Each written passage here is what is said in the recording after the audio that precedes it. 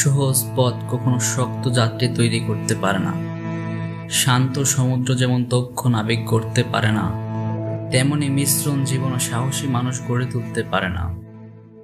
যত ঝড় আসে, যত ঢেউ আছড়ে পড়ে, ততই নাবিক শিখে যায় দাঁড় টানতে, ততই তার হাতে জন্ম নেয় নিয়ন্ত্রণের ক্ষমতা, মস্তিষ্কে জন্ম নেয় অভিজ্ঞতার আলো।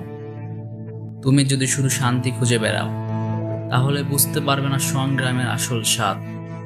তুমি যদি শুধু সহজ মুহূর্তেই বাঁচতে চাও, তাহলে কঠিন সময় তোমাকে গলা চেপে ধরবে।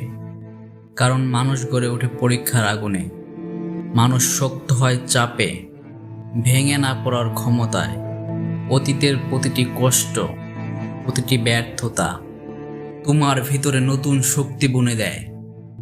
ঝড়ের রাতে ভাঙা নৌকো টেনে নিয়ে চলতে চলতেই নাবিক শিখে যায় কিভাবে সমুদ্র জয় করতে হয়।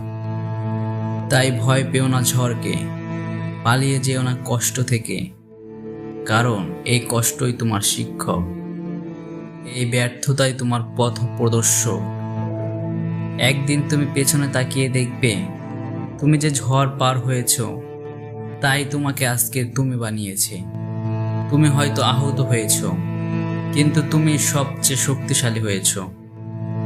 মনে রেখো, শান্ত সমুদ্র কখনো দক্ষ নাবিক করতে পারে না।